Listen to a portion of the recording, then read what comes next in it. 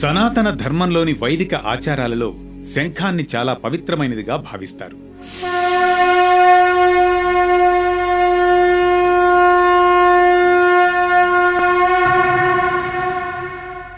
కానీ శివుని పూజలో మాత్రం శంఖాన్ని ఉపయోగించడం నిషేధం. అలాగే శంఖంతో శివుడికి నీటిని అర్పించరు. దీని వెనుక ఒక పురాణ గాథ ఉంది.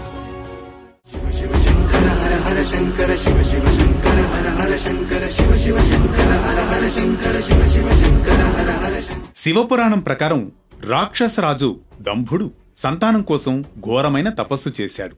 అతని తపస్సుకు సంతోషించిన విష్ణువు వరం కోరుకోమని అడుగుతాడు. దంభుడు చాలా శక్తివంతమైన కొడుకు కావాలని కోరుకున్నాడు. ఆ వరంతో దంభుడికి ఒక కుమారుడు జన్మించగా అతనికి శంఖచూడు అని పేరు పెట్టారు.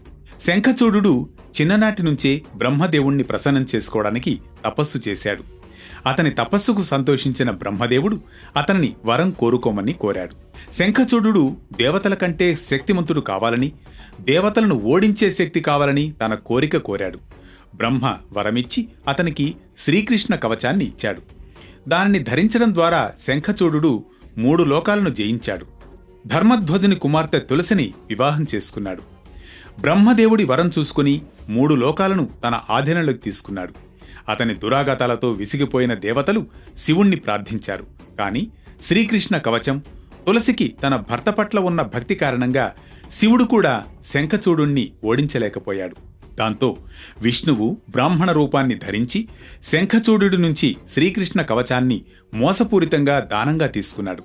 ఆ తర్వాత స్వయంగా శంఖచూడి రూపాన్ని ధరించి శంఖచూడి భార్య తులసి పవిత్రతను విచ్ఛిన్నం చేశాడు. అప్పుడు శివుడు తన త్రిశూలంతో శంఖచూడుణ్ణి చంపాడు. అతని ఎముకల నుంచి ఒక శంఖం బయటపడింది. స్వయంగా శివుడే శంఖచూడుణ్ణి వధించిన కారణంగా శివుడి పూజలో శంఖం ఉండదు.